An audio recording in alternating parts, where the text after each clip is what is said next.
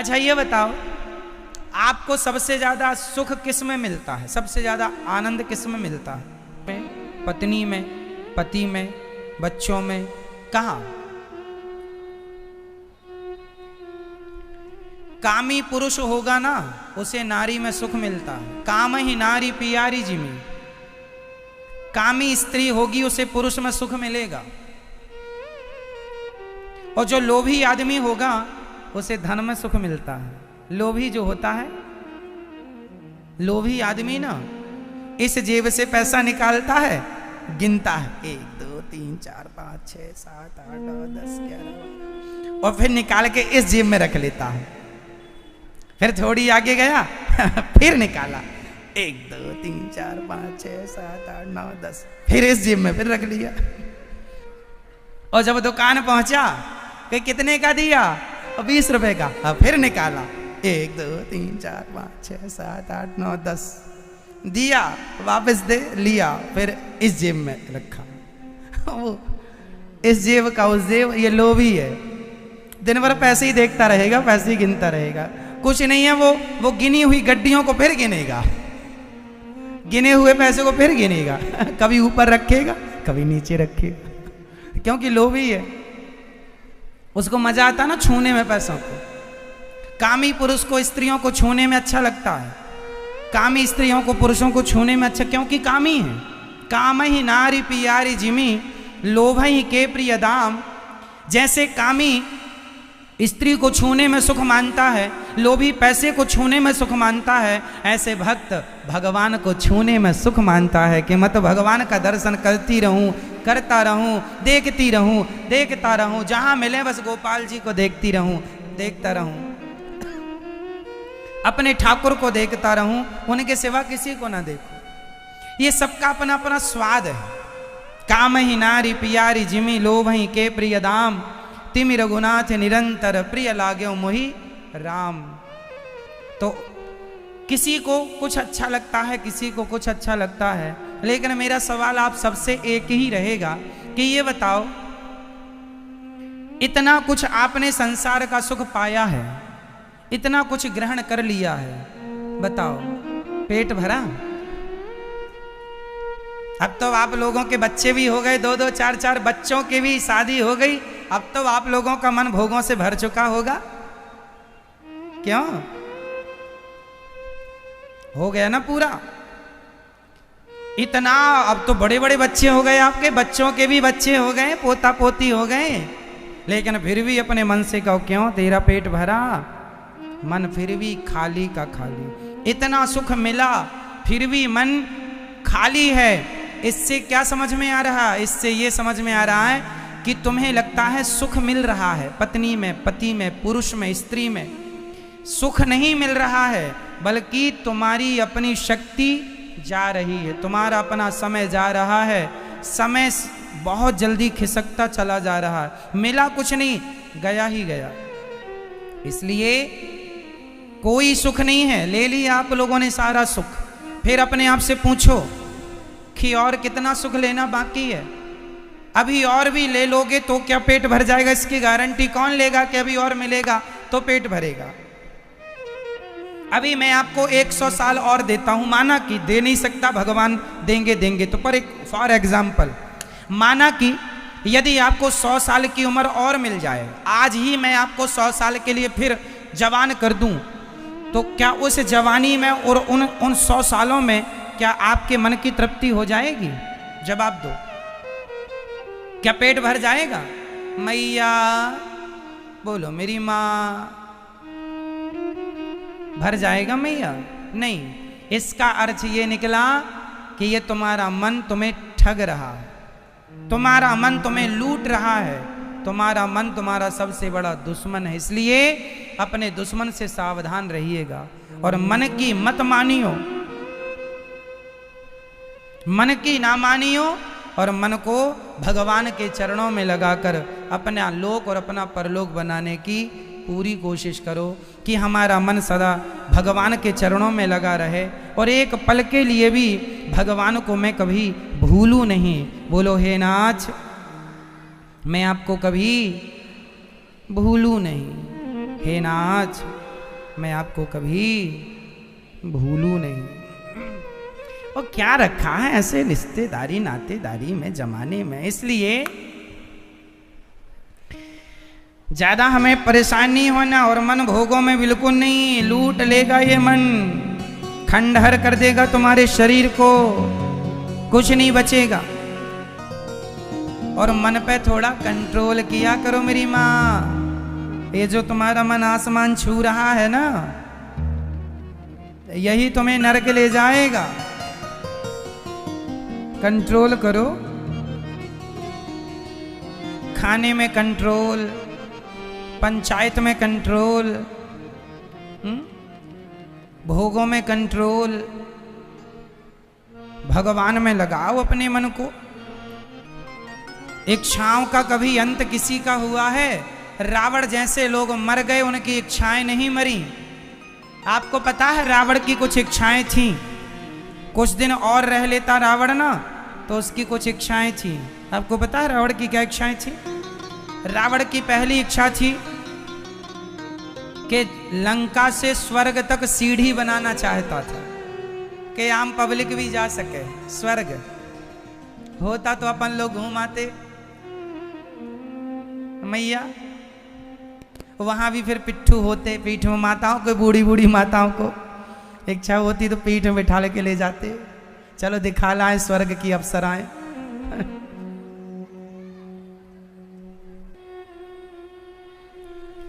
सुनो, पहली इच्छा रावण की लंका से स्वर्ग तक सीढ़ी।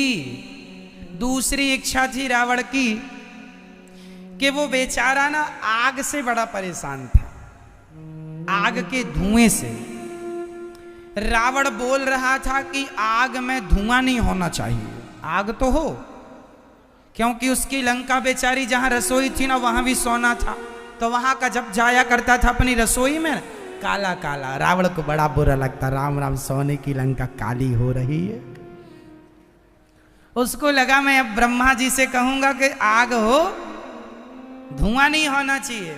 सोचो रावण तुम्हारे लिए कितना अच्छा सोचता था मेरी माँ, जो चूल्हा फूक फूक के माताएं काली पड़ रही थी। इसलिए रावण ने आपके हित में सोचा कि आग हो पर उसमें धुआं ना हो।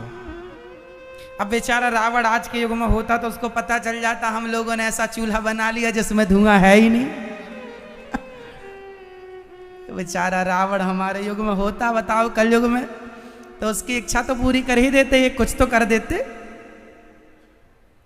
आजकल तो ऐसी आग आ गई है जिसमें धुआं नहीं होता। बताओ चूल्हा, जो गैस चूल्हा है उसमें कहाँ धुआं होता? नहीं होता। कंडे ओपले लकड़ियों में धुआं होता। तो ये रावण की इच्छा थी कि टोटली धुआं ना हो। टोटली धुआं नहीं होता तो बताओ फिर किसान पराली जलाते तो उसका पॉल्यूशन नहीं होता। तो ये बहुत बड़ा संकट रावण उबारना चाहता था। तीसरा आप बताओ रावण की क्या इच्छा थी? नहीं, मैया आप रावण से कभी मिली हो? नहीं मिली इसलिए नहीं जानती बेचारी। उस जमाने का अखबार भी आपने पढ़ा नहीं होगा। रावण की तीसरी इच्छा थी कि सोने में खुशबू होनी चाहिए, क्योंकि उसकी लंका थी सोने की। तो उसको लगा कि यदि खुशबू होती तो परफ्यूम का खर्चा बच जाता। सोने की खुशबू थी, महलों में चारों तरफ खुशबू आया करती, इसलिए वो चाहता था कि सोने में खुशबू हो। तो सूंघ के पता लगा ले कि पीतल है। लेकिन क्या पता था रावण को कि कलयुग में इतनी मिलावट चल रही है कि पीतल में भी ऐसी खुशबू डाल देती, यदि होती तो वो सोने के भाव बिक जाता, क्योंकि यहाँ तो मिलावट है। चावल में खुशबू डाल देते हैं, चावल में खुशबू कुछ जो उसकी नेचुरल खुशबू होती है ना वो बना ली लोगों ने, वही डाल देते हैं। लोगों को वाह वाह बड़ा खुशबू। रावण को क्या पता था आने वाला कलयुग इतना एडवांस होगा। तो रावण की ये तीन इच्छाएं थी।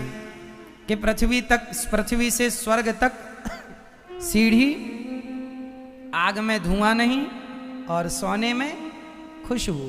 लेकिन रावण की इच्छाएं भी पूरी। सोचो कि जब रावण की इच्छाएं पूरी ना हो सकी तो आपकी इच्छाएं क्या हैं वो भी बता दो, तो हम आगे उनको बताएं कि जैसे रावण की थी और ये इच्छाएं मैया की हैं। तो मैया आप लोग भी अपनी बताओ, फिर हम बताएं करेंगे ना सबको। जैसे रावण ने हमसे बता दिया तो हम रावण की इच्छा आपको बता रहे हैं, है ना मैया। ऐसे आप बताओगे फिर हम आपकी इच्छाएं भी सबको बताएंगे कि देखो लोगों की ये इच्छाएं हैं। मैया आपकी क्या इच्छा है बताओ। मैया ओ मेरी माँ बता दो, मेरी माँ क्या इच्छा है आपकी। एक बूढ़ी मैया थी, दांत पूरे गिर गए थे, रो रही थी। हमें लगा भगवान के लिए रो रही होंगी। हमने पूछ लिया मैया क्यों रो रही हो। महाराज हमारे दांत कहीं खो गए। कहाँ चले गए। बुढ़ापे में 85 साल की मैया के दांत गुम गए। वो बनवाई थी ना 32 नकली वो भी कोई बंदर उठा के ले गया तो बंदर लगाएगा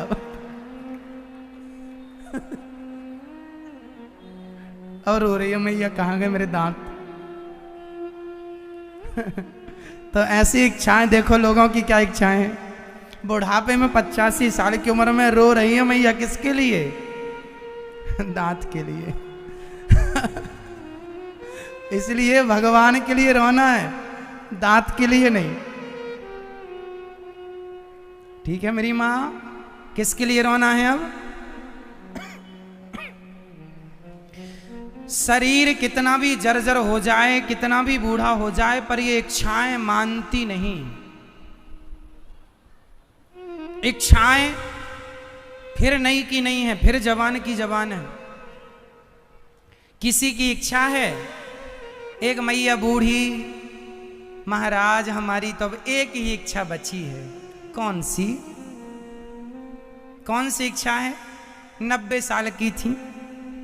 हमें लगा एक ही इच्छा होगी भगवान को पाने की।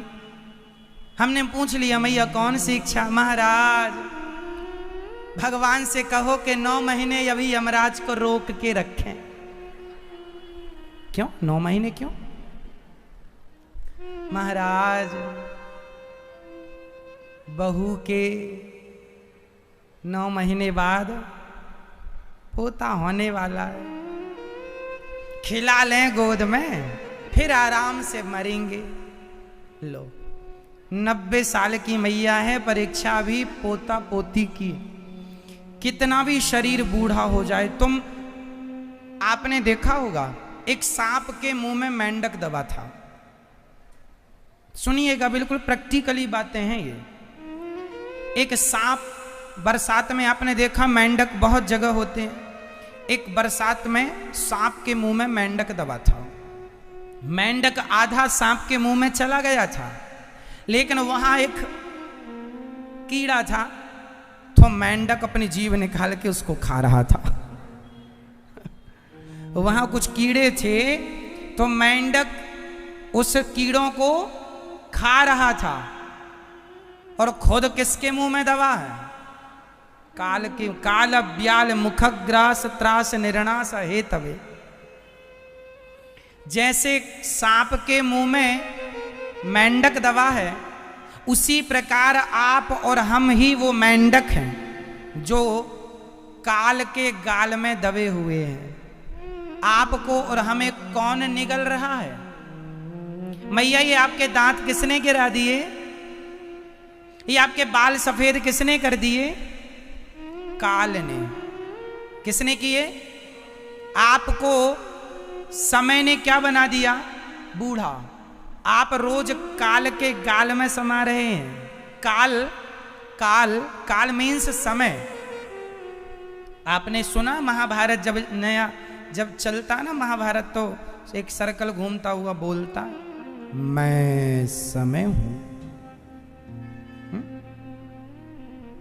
समय की वो गति, समय का वो चक्र जो सबको निगलता हुआ चला जा रहा है। कोई बचाओ तो बताओ। तुम्हारे बाप दादे परदादे सब चले गए, राजा महाराजा कौन बचा, राज राजे रहे, ना वो रानी रही, ना बुढ़ापा रहा, ना जवानी रही, सब काल के गाल में चले गए। तो ये तुम्हारे बाल किसने सफेद कर दिए मैया? काल ने। आप लोग काल के गाल में समा गए। कुछ जैसे सांप के मुंह में मेंढक समा तो गया है पर पूरा नहीं समाया, तो वो भी खा रहा है जो वहां पे कीट पतंगे थे। उसी तरह हम और आप काल के मुंह में समा चुके हैं, फिर भी हम संसार के सुखों में लगे हैं। ये भूल करके हमारे ऊपर काल मंडरा रहा है। इसलिए दो बातन को भूल मत, जो चाहे कल्याण, नारायण एक मौत को दूजे श्री भगवान। अपनी मृत्यु को और अपने ठाकुर अपने भगवान को सदा याद रखो। ये सदा याद रखो कि समय कब तुम्हें पूरा कर दे। अभी मैंने सुना कि एक कोई भजन गायक थे, कोई संगीतकार थे, कोई सज्जन के उनका नाम था। क्यों? वो प्रोग्राम करने गए, भजन कीर्तन जो भी गा रहे थे, भजन गाते थे, कुछ गाने गाते थे, फिल्मी सॉन्ग गाते थे, अच्छे व्यक्ति थे।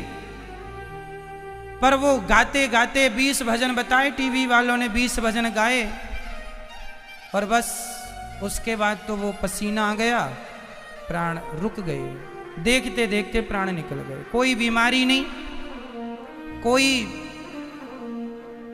कुछ नहीं, अच्छे खासे नाचते कूदते हंसते मुस्कुराते।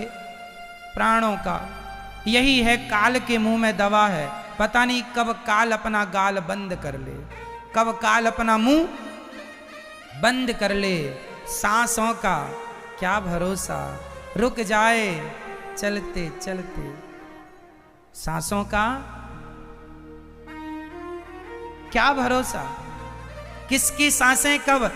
आप ये ना समझो कि हम बूढ़े होंगे, बूढ़े होके फिर बीमार होंगे तब जाएंगे। ना जी, जरूरी नहीं है कि आप बूढ़े भी हों। वो के तो 53 साल में चले गए।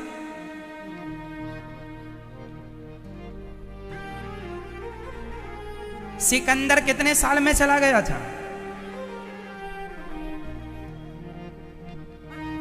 नहीं पता।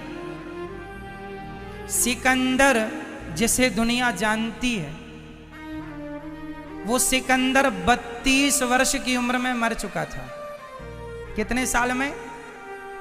सबको जीतने की चाहत रखने वाला सिकंदर चंद्रगुप्त मौर्य से पराजित होकर, पोरस से पराजित होकर जब वापस जा रहा था अपने वतन को, रास्ते में उसकी मृत्यु हो गई थी। उस समय उसकी उम्र थी 32 वर्ष, ओनली 32 साल। 32 साल में उसने अंतिम सांसें ले ली। तो सांसें और उसकी चाहत क्या थी? मैं खूब जीऊंगा, सब पर राज्य करूंगा। लेकिन तुम इच्छाएं कर लो कुछ भी, पर समय तो फिक्स है। समय कहां से लाओगे?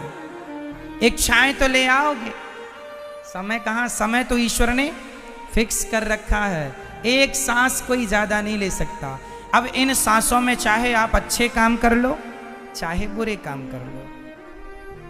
एक और वो नाम आपको पता है, एक माइकल जैक्सन नाम के सज्जन थे, बहुत अच्छा नाचते थे। नाम सुना होगा आपने, माइकल जैक्सन मैया। बहुत अच्छा नृत्यकार था, उनके जैसा भी हुआ नहीं कोई नाचने में। नृत्य अच्छा था, लेकिन अच्छा उसकी इच्छा क्या थी माइकल जैक्सन की जानते हैं? उसके साथ परमानेंट 50 लोगों की, 50 डॉक्टरों की टीम चलती थी, परमानेंट। वो सोता था तो बगल के कमरे में 50 डॉक्टर सोते थे।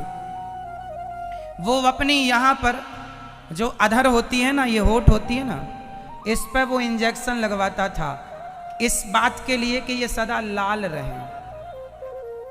50-50 हजार का एक इंजेक्शन रोज लगवाता था, इसलिए कि ये वो सुंदर बनना चाहता था।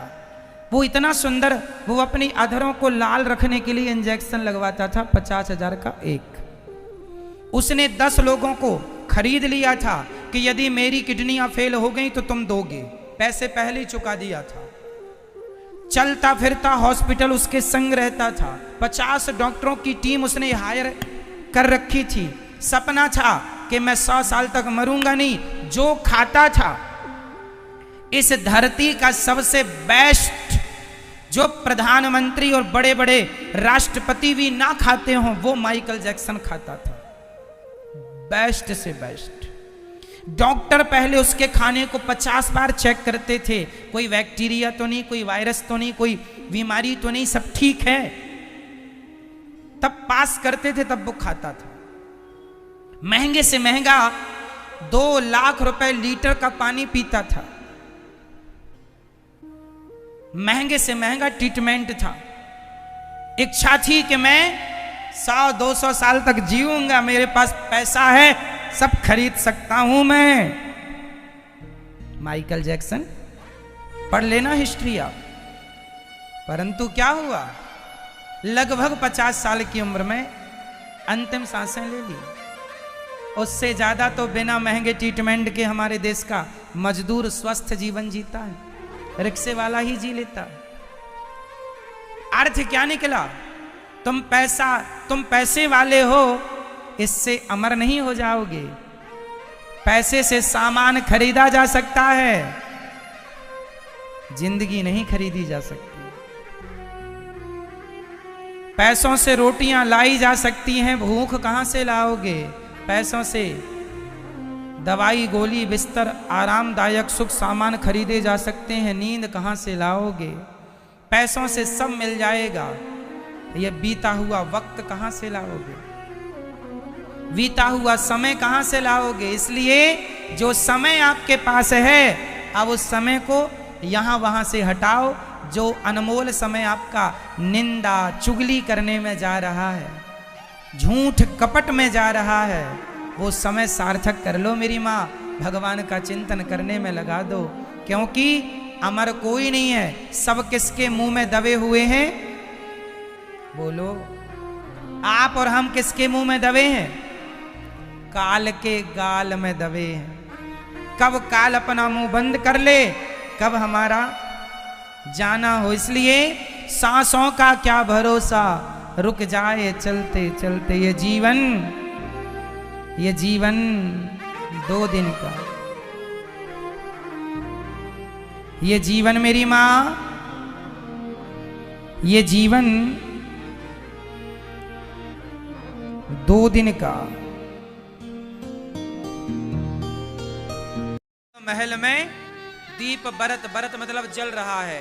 रंग महल में दीप बरत है, आसन से मत डोल तो ये पिया मिलेंगे। क्या मतलब हुआ, चलो इस लाइन का अर्थ आप करो।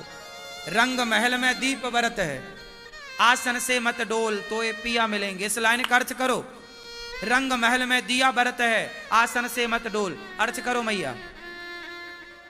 नहीं हो रहा है, अर्थ करो चश्मा वाली मैया। अरे मन में कहां दीप जलाओगी अभी।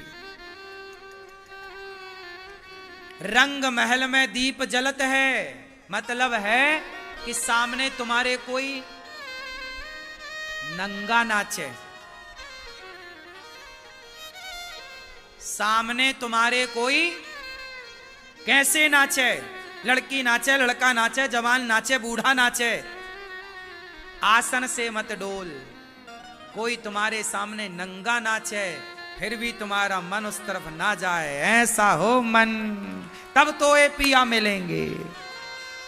रंग महल में नाच रही है नाचने वाली, दीप जला तो वहां रंग महल मतलब राजाओं के यहां कोई नाच रहा, नचनिया नाच रही है। लोग आजकल तो बूढ़े बूढ़े भी लोग नचनिया नाचने आए तो भीड़ लग जाती है।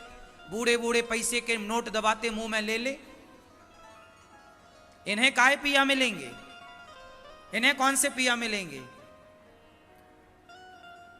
समझ आ रही है। हाँ, इतना मन पक्का हो कि तुम्हारे सामने कोई नाचता रहे। राम के आगे आई तो सूपनखा सुंदर बनके क्या राम को रिझा सकी। ऐसे ही आपके सामने ना जाने कितनी करोड़ों सूप न खाएंगी, आपके मन को डुलाने के लिए। मन ना डुलाना रे बाबा, आसन से मत डोल तो ये पिया मिलेंगे, और डोल गया तो नहीं मिलेंगे पिया। कहत कबीर सुनो भाई साधो, ये कबीर दास जी का भजन है। किसका भजन है? कहत कबीर सुनो भाई साधो, अनहद बाजत ढोल तो है।